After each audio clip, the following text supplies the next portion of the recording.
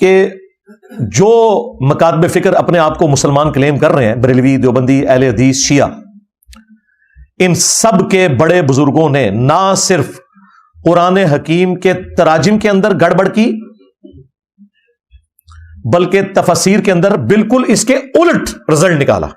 اس کی میں کئی ایک مثالیں پیش کر سکتا ہوں، لیکن میں آج حصول برکت کے لیے صرف 8 مثالیں آپ کے سامنے رکھوں گا، تراجم کو بدلنے کی بھی اور تفسیر میں بھی اپنا لطف فرائی کرنے کا بھی بتاؤں گا، اور بالکل الٹ اپوزٹ رزلٹ نکالا ہوا ہے، یعنی قرآن کی بات ماننے کے لیے تیار نہیں ہے۔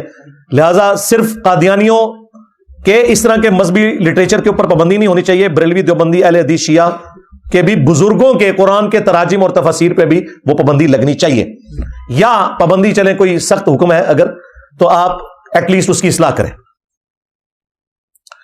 نمبر 1، امام احمد رضا بریلوی صاحب، المتوفی 1921 عیسوی، جن کا جو ترجمہ ہے کنز الایمان، ان کے بارے میں کلیم کرتے ہیں بریلوی کے جی بڑا بہترین ترجمہ ہے۔ وقتاً فوقتاً میں نے اس کی خوبیاں بھی بتائی ہیں اور خامیاں بھی۔ آج میں وہ خامی آپ کو بتانے لگا ہوں کہ انہوں نے ترجمے کے اندر کتنی بڑی تحریف کی ہے جس کا کوئی لینا دینا نہیں تھا قرآن حکیم کے ساتھ، اور انہوں نے جان بوجھ کے وہ ترجمہ اس میں داخل کیا۔ سورۃ الرحمن سٹارٹ میں ہی الرحمن علم القرآن خلق الانسان علمہ البیان، بالکل واضح ہے۔ ان کے اپنے ماننے والوں نے بھی جو بعد میں تراجم کیا، انہوں نے بھی وہی ترجمہ کیا جو بنتا ہے۔ الرحمن علم القرآن، رحمان ہے جس نے قرآن کا علم سکھایا ہے۔ خلق الانسان، اسی نے انسان کو پیدا کیا۔ علمہ البیان، اور یہ جو بیان کی طاقت ہے، قوت گویائی ہے، سپیکنگ پاور انسان کو، وہ اللہ نے دی ہے۔ ظاہر دنیا میں جتنی ہلچل مچی ہوئی آپ کو نظر آ رہی ہے، یہ اسی سپیکنگ پاور کی وجہ سے ہے۔ چاہے انبیاء کرام ہو یا ان کے مخالفین ہو، اپنے ساتھ جو لوگوں کو اٹیچ کرتے ہیں، اس میں سب سے بڑی چیز جو ہے وہ سپیکنگ پاور ہوتی ہے۔ بالکل واضح تھا۔ اعلیٰ حضرت نے پتا کیا ترجمہ کیا؟ انہوں نے کہا کہ رحمان کا ترجمہ وہی کرنا تھا، علم القرآن، قرآن کا علم سکھایا، خلق الانسان، انسانیت کی جان محمد کو پیدا کیا صلی اللہ علیہ وآلہ وسلم، علمہ البیان، اور ما کان و ما یکون کا علم انہیں سکھا دیا۔ جو کچھ آج تک ہوا اور جو ہوگا، ٹوٹل علم غیب، وہ اپنے نبی کو سکھا دیا۔ یہ ترجمہ کیا ہوا ہے علمہ البیان کا۔ یہ کس عربی کی لنگوسٹک میں یہ ترجمہ بنتا ہے؟ آج بھی 1.5 کروڑ کرسچنز ایسے ہیں جن کی بائی برتھ زبان عربی ہے، جائیں ان سے جا کے ترجمہ کروا لیں، مسلمانوں سے کروانے کی ضرورت نہیں ہے، 2 نمبری کریں گے۔ ان سے پوچھیں کہ کیا عربی میں یہ ترجمہ بنتا ہے اس کا؟ پھر اس کی بنیاد پہ اتنا بڑا عقیدہ کھڑا کیا کہ جو کچھ ہو چکا، جو کچھ ہونے والا ہے، سب کچھ سکھا دیا۔ اور پھر ان سے پوچھیں پھر اللہ اور رسول کے علم میں فرق کیا ہے؟ کہتے ہیں جی اللہ کا تو غیر محدود ہے اور نبی کا محدود ہے۔ جب آپ نے کہا کہ جو کچھ ہو چکا، جو کچھ ہونے والا ہے، سب کچھ سکھا دیا، انڈائریکٹلی آپ غیر محدود ہی کہہ رہے جی، آپ نبی کی شان کو نہیں مانتے۔ سرکار آپ کے خود اعلیٰ حضرت نے جب ترجمہ کیا ہے نا، قرآن میں جگہ جگہ آیا کہ اے نبی یہ تم سے پوچھتے ہیں قیامت کا دن کب آئے گا۔ سورۃ الملک میں بھی آپ نے پڑھا ہے وَيَقُولُونَ مَتَىٰ هَٰذَا الْوَعْدُ إِن كُنتُمْ صَادِقِينَ، اور یہ کہتے ہیں کہ جو تم ہمیں وعدہ دیتے ہو کہ آخرت کا دن آئے گا، اگر سچے ہو تو بتاؤ کب آئے گا۔ اس کے جواب میں کیا کہا گیا؟ قُلْ إِنَّمَا الْعِلْمُ عِندَ اللَّهِ، اے نبی تم فرماؤ کہ اس کا علم اللہ کے پاس ہے۔ وَإِنَّمَا أَنَا نَذِيرٌ مُبِينٌ، اور میں تو سوائے اس کے کچھ نہیں ہوں کہ کھلا ڈر سنانے والا ہوں۔ مَا كَانَ وَمَا يَكُونُ وہاں ترجمہ کیا، اور یہاں اس جگہ پہ بھی، اس کے علاوہ بھی کئی ایک جگہوں پہ انہوں نے مانا کہ نبی علیہ السلام کو اللہ تعالیٰ نے قیامت کا علم نہیں دیا، وہ اللہ کے ساتھ خاص ہے۔ تو یہ ترجمہ یا تو وہ پھر فراڈ کیا ہے یا یہ فراڈ کیا ہے، نہیں، چوری پکڑی گئی، خود اپنے ترجمے سے پکڑی گئی۔ اس لیے میں کہتا ہوں کہ آپ ترجمہ کسی کا بھی پڑھ لیں، جو اس نے چوریاں اور ڈاکے مارے ہیں نہ کہیں سے پکڑے جائیں گے۔ اسی طریقے سے دیوبندی اور اہل حدیث، انہوں نے بھی ترجمے میں گڑبڑ کی، انتہائی گستاخانہ ترجمہ کیا۔ اس کی وجہ سے بریلویت قائم ہے اور اس بات کے اوپر لوگوں کو ابھارتی ہے کہ قرآن ڈائریکٹ نہیں پڑھنا چاہیے، انسان گمراہ ہو جاتا ہے، اور کہتے ہیں پڑھنا ہے تو اعلیٰ حضرت کا ترجمہ پڑھو، گمراہ ہونا ہے تو گمراہ ہو کے بریلوی گمراہ بنو، جو بندی اور اہل حدیث گمراہ نہ بنو۔ ہاں، یہ وہ اصل میں کہہ رہے ہوتے ہیں۔ وہ کہتے ہیں دیکھو انہوں نے نبی کو گمراہ لکھا ہے قرآن کے اندر، تو بالکل ٹھیک کہتے ہیں۔ یہ دیکھیں جو دیوبندیوں کے محمود الحسن دیوبندی صاحب ہیں، جن کو ہمارے استاد ڈاکٹر سرار صاحب بھی بڑا کوٹ کرتے تھے، انہوں نے سورہ الضحیٰ کی جو آیت ہے وَوَجَدَكَ ضَالًّا فَہَدَىٰ، اس کا ترجمہ پتہ کیا کیا ہے؟ اور پایا تجھ کو بھٹکتا پھر راہ سجائی۔ نعوذ باللہ، نبی اسلام تو کبھی نہیں بھٹکے بھائی۔ جونا گڑی جس کا ترجمہ وہابی دیتے ہیں، دارالاسلام والوں نے بھی پرنٹ کیا، اور سعودی عرب سے جو مفت قرآن دیا جاتا ہے نا وہ موٹا سا ایک، اس میں جو ترجمہ ہے وہ جونا گڑی صاحب کا ہے، اور صلاح الدین یوسف اس کی تفسیر ہوئی ہے۔ اس نے پتہ کیا اس کا ترجمہ کیا؟ اور تجھے راہ بھولا پا کر ہدایت نہیں دی؟ کیا تجھے راہ بھولا پا کر ہدایت نہیں دی؟ اب یہ دونوں ترجمے قرآن میں فٹ ان نہیں بیٹھتے۔ ہاں، اعلیٰ حضرت نے اس کا ترجمہ ٹھیک کیا، اور تمہیں اپنی محبت میں خود رفتہ پایا تو اپنی طرف راہ دکھا دی۔ یہ ترجمہ بالکل فٹ ان ہے قرآن میں۔ نبی الاسلام کبھی بھی گمراہ نہیں رہے۔ یہ اجماعی عقیدہ ہے کہ پیغمبر اپنی پیدائش سے لے کر وفات تک اللہ تعالیٰ کی حفاظت میں ہوتا ہے، خواہ اللہ اسے مبعوث 40 سال کی عمر میں کرے، اس سے پہلے کی زندگی بھی اللہ تعالیٰ کی حفاظت میں ہوتی ہے اس کی۔ ہاں، اسی لیے سورہ یونس میں نبی الاسلام سے کہلوایا گیا کہ اے نبی تم فرماؤ میں اتنا عرصہ تم میں رہا ہوں، کیا تم نے مجھ سے پہلے کوئی ایسی بات سنی تھی؟ یعنی میرا ماضی کا کریکٹر اس پر گواہ ہے کہ میں نے کسی شاعر کی شاگردگی نہیں کی، کسی فلاسفر کے پاس نہیں بیٹھا، میں نے کبھی جھوٹ نہیں بولا، نہ میں نے ملکہ کوئی ایسا حاصل کیا کہ آج میں ایک کلام تمہارے سامنے پیش کر رہا ہوں اور بڑے بڑے شاعر عاجز آ گئے ہیں اس کلام کے آگے۔ یقیناً میرے پاس تو ایسی کوئی کمپیٹنسی نہیں تھی۔ یہ اس بات کی دلیل ہے کہ اللہ نے مجھ پر یہ قرآن نازل کیا۔ سورہ العنکبوت میں بھی آیا نا، اے نبی اس قرآن کے نزول سے پہلے نہ تو آپ کتاب میں سے کچھ پڑھ سکتے تھے، نہ اپنے دائیں ہاتھ سے کچھ لکھ سکتے تھے، ادروائز کافروں کو یہ بات شک میں مبتلا کر دیتی کہ کتاب آپ نے خود لکھ لی ہے۔ نبی الاسلام امی تھے، جاہل نہیں، امی، ان پڑھ، لوگوں سے نہیں پڑھے ہوئے تھے، اللہ نے انہیں سکھایا۔ تو نبی الاسلام اللہ کی حفاظت میں تھے۔ وہ کہتے ہیں دول کا لفظ گمراہی، بھٹکا ہوا، اگر ہم یہ نہ کریں تو کیا کریں؟ بھئی قرآن سے پوچھ لیں۔ قرآن میں اللہ تعالیٰ نے فرمایا ما ضل صاحبکم وما غوا، تمہارے نبی نہ کبھی بہکے ہیں اور نہ کبھی بے راہ چلے ہیں۔ وہاں پہ بھی دول والا لفظ ہے، ما ضل صاحبکم، واضح نہیں۔ یہ پھر دول کا لفظ کیوں آیا؟ بھئی سورہ یوسف میں بھی آیا ہے۔ یوسف علیہ السلام کے بھائیوں نے جو صحابہ تھے، کیونکہ ان کے والد پیغمبر تھے یعقوب علیہ السلام، اور ڈبل صاحب ہیں، یوسف علیہ السلام کے بھی ہیں اور اپنے والد کے بھی ہیں، لیکن غلطی اللہ نے پھر بھی ان کی بیان کی ہے برادران یوسف کی۔ غلطی ہے، ڈبل صحابی کی ہو یا سنگل صحابی کی ہو، احترام اپنی جگہ۔ تو اس میں آتا ہے کہ جب وہ جیلس ہو رہے تھے کہ ہمارے والد جو ہیں یوسف سے زیادہ محبت کرتے ہیں، تو اس میں الفاظ ہیں، انہوں نے کہا ان ابانا لفی ضلال مبین۔ اگر یہ ضال کا ترجمہ کیا جائے تو اس کا مطلب یہ ہے کہ بے شک ہمارے ابا جان تو گمراہ ہو چکے ہیں۔ اگر وہ اپنے باپ کو گمراہ مانتے تو مسلمان رہ جاتے؟ مجھے بتائیں۔ تو یقیناً وہ یہ نہیں کہہ رہے تھے، وہ تو باپ کی محبت کو حاصل کرنے کے لیے کہہ رہے تھے ان ابانا لفی ضلال مبین، بے شک ہمارے ابا جان تو یوسف کی محبت میں ڈوب چکے ہیں۔ ضال کا ایک معنی ہوتا ہے کسی کی محبت میں ڈوب جانا۔ پیغمبر کے کیس میں جب ضال کا لفظ آئے گا تو یہ معنی لیا جائے گا، اور جب پیغمبروں کے دشمنوں کے لیے آئے گا تو پھر گمراہ، غیر المغضوب علیہم ولا الضالین، وہاں پہ ضالین جو ہے گمراہ۔ سمجھ رہے ہیں میں نے کیا کہا؟ تو قرآن میں موجود ہے ضال۔ یوسف علیہ السلام کے بھائیوں نے یعقوب علیہ السلام اپنے باپ کے بارے میں کہا ہمارے ابا جان تو فی ضلال مبین، اپنے بیٹے کی محبت میں غرق ہو چکے ہوئے، ہماری طرف اتنے متوجہ نہیں ہوتے۔ تو اعلیٰ حضرت نے ترجمہ بالکل ٹھیک کیا۔ یہاں پر دیوبند اور اہل حدیث کا ترجمہ گمراہ کن، گستاخانہ ہے، کوئی شک نہیں، اور ان کو آج تک توفیق نہیں ہوئی کہ بے شرمو اس کو چینج کرو۔ اس کی بنیاد کے اوپر بریلویوں نے لوگوں کو قرآن سے ورغلا دیا ہے، اور وہ کہتے ہیں دیکھیں جی ترجمے نہیں پڑھنے چاہیے، بڑا ہو گیا بس صرف خالی عربی پڑھو کیونکہ ترجموں میں تو یہ کچھ لکھا ہوا ہے۔ تم لوگوں کی غلطیوں کی وجہ سے آج انہوں نے لوگوں کو قرآن سے دور کیا ہے، اور ان کے بلنڈر بھی میں نے آپ کو بتا دیے کہ مس ہینڈلنگ تو ان سے بھی ہوئی ہوئی ہے۔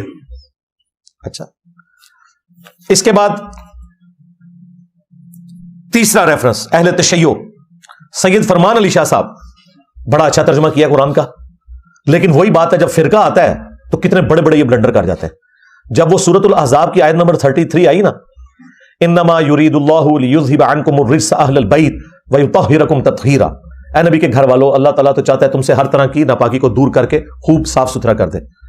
تعویل خاص کے اعتبار سے قرآن کے کانٹیکسٹ میں یہ آیت مبارکہ امہات المومنین علیہم السلام اجمعین کے حق میں آئی تھی، لیکن اس میں مذکر کا صیغہ بھی استعمال ہوا اس آیت میں، اسپیسیفکلی مذکر کا بھی، اور وہ بھی جمع والا،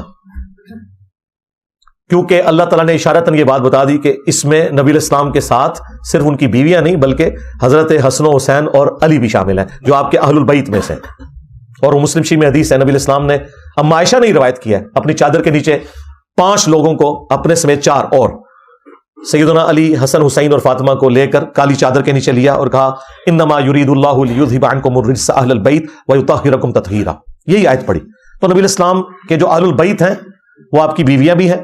ہاں یہ بات ٹھیک ہے کہ بیویاں آنری طور پر اہل البیت ہے، کیونکہ عقد میں آنے سے پہلے وہ اہل البیت نہیں تھی، لیکن جو بنو ہاشم ہے نا، وہ نبی علیہ السلام کے خون اور دودھ کے رشتے کی وجہ سے پہلے سے ہی اہل البیت ہے۔ تو اب شیعہ دوسری ایکسٹریم پہ چلے گئے، ہم اہل سنت تو دونوں کو اہل البیت مانتے ہیں۔ انہوں نے حالانکہ واضح طور پر پورا ایک کانٹیکسٹ چل رہا تھا، انہیں بھی پتا چل گیا کہ یہاں سے بیویاں بھی اہل البیت ثابت ہوتی ہیں، تو انہوں نے اس کے اوپر بحث کرنی شروع کی، اور کرتے کرتے انہوں نے کہا کہ دیکھیں اس میں جمع مذکر کا صیغہ استعمال ہوا ہے، اگر امہات المومنین کا ذکر ہوتا تو وہ تو 9 تھی، تو یہاں پہ پچھلے بھی صیغے سارے مونس کے ہیں، بعد والے بھی، لگتا ہے کہ یہ آیت بعد میں کسی نے یہاں داخل کر دی ہے، یہ کسی اور جگہ کی تھی۔ استغفر اللہ تو بولی، یعنی قرآن کو مان کر بھی قرآن کی ترتیب کا انکار کر دیا صرف فرقہ بچانے کی خاطر۔ تو یہ 2 نمبری کرتے ہیں، یہ چھاپری ہے۔ چوتھا ایک اور ریفرنس، وہ بھی دیوبند کا ہے، جو میں نے پورا لیکچر بھی دیا تھا، تفسیر عثمانی جو پہلے سعودیہ سے بانٹی جاتی تھی، بعد میں اہل حدیثوں نے ان کے کان بھرے کہ بھئی یہ تو فراڈ ہے، آپ ہماری بانٹو، پھر ان کے آسن بیان شروع ہوگی۔ محمود الحسن دیوبندی صاحب اور ان کا ترجمہ، اور شبیر احمد عثمانی جنہوں نے محمد علی جناح کا جنازہ پڑھایا تھا، جن کی نسبت سے تقی عثمانی صاحب کے نام کے ساتھ عثمانی آتا ہے، یہ حضرت عثمان غنی کی نسبت نہیں ہے، یہ ذہن میں رکھیے گا، یہ ان کے والد صاحب نے اپنے استادوں کی جو نسبت تھی نا، شبیر احمد عثمانی، ہاں ان کی نسبت ضرور حضرت عثمان والی ہوگی، لیکن انہوں نے نسبت ان کی وجہ سے لگائی ہوئی ہے۔ تو شبیر احمد عثمانی صاحب نے اس کا حاشیہ لکھا، اور اس میں پتہ کیا لکھتے ہیں سورہ لقمان کے حاشیے میں، کہ قرآن میں تو آیا کہ دودھ چھڑانے کی مدت جو ہے وہ 2 سال ہے، سورہ بقرہ میں بھی آیا، سورہ لقمان میں بھی آیا، اور سورہ احقاف میں آیا کہ پریگنینسی پلس دودھ کا چھڑانا یہ 30 مہینے بنتا ہے۔ اس کے اوپر میں نے پوری ٹیکنیکل بحث کی ہوئی ہے۔ تو وہ کہتے ہیں قرآن میں تو آیا 2 سال، لیکن امام ابو حنیفہ رحمۃ اللہ علیہ کے نزدیک یہ عمر 2.5 سال ہے، ہو سکتا ہے ان کے پاس بھی کوئی دلیل ہو۔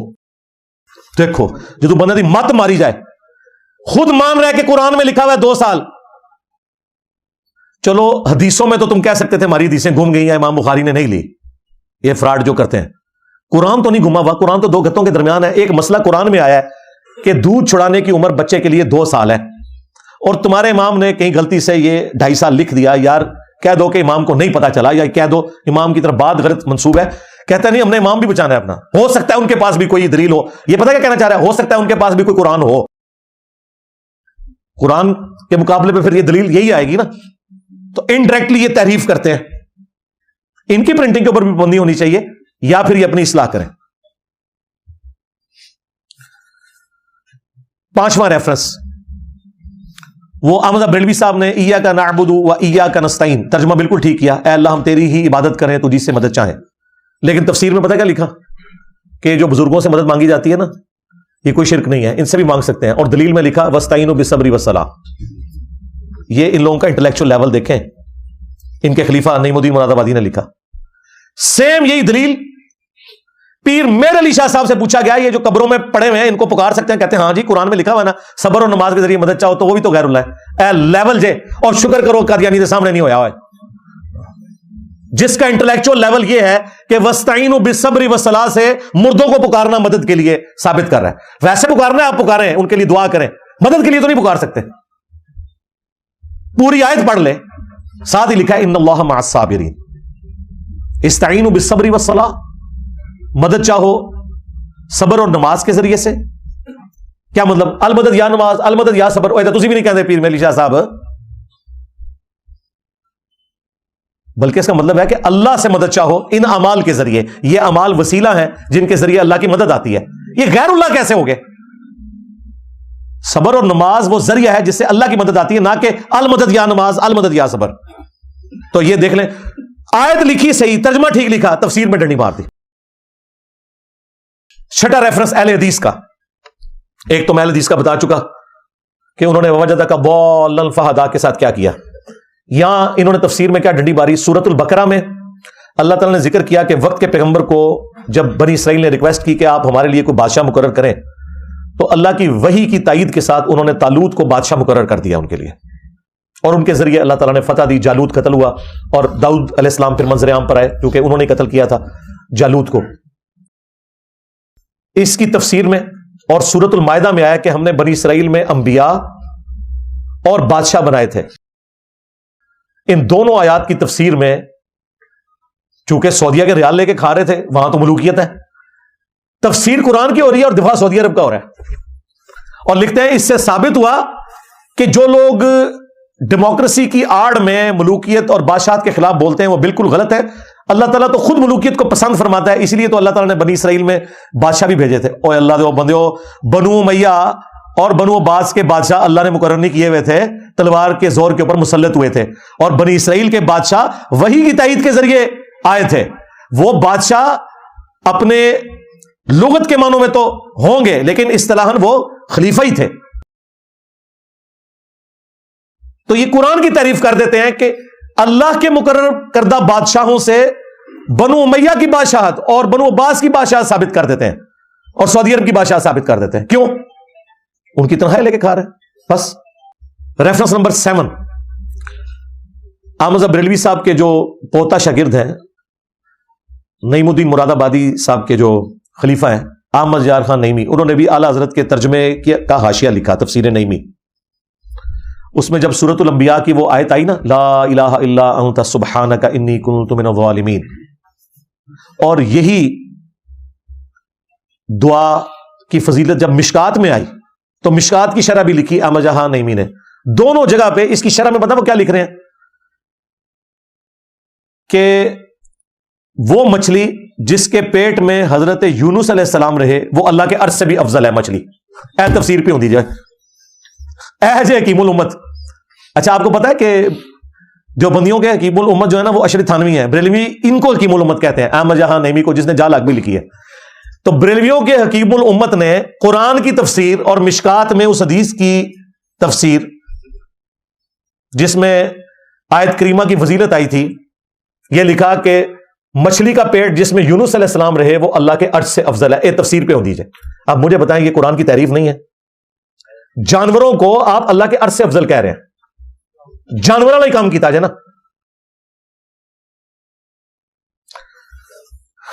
8واں ریفرنس احمد بریلوی صاحب نے، چونکہ اعلیٰ حضرت کو ایک بڑا کہتے ہیں نا عشق و محبت، اعلیٰ حضرت اور یہ وہ اعلیٰ حضرت نے ٹھیک ہے کچھ ترجمے بہت اچھے کیے قرآن حکیم میں ان کی تعریف بھی وقتاً فوقتاً کرتا ہوں، لیکن جو انہوں نے گمراہی گھولی ہے اپنے ترجمے کے اندر وہ بھی اپنی مثال آپ ہے۔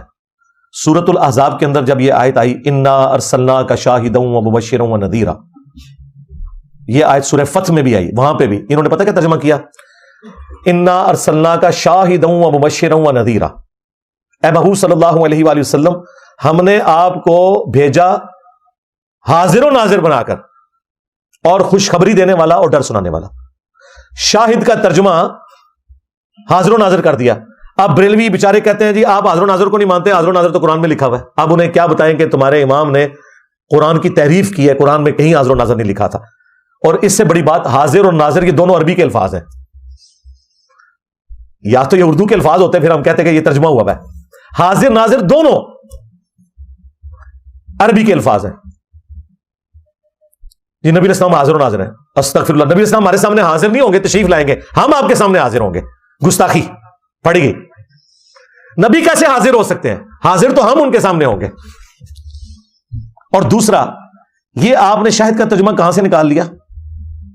اب یہ انہوں نے ڈنڈی ماری، قرآن کی صراحتاً تعریف کی ترجمے میں، اور یہ پرنٹنگ پہ پابندی یہ ہونی چاہیے، یا یہ اپنی اصلاح کریں، لیکن اپنی ڈنڈی خود پکڑ لی۔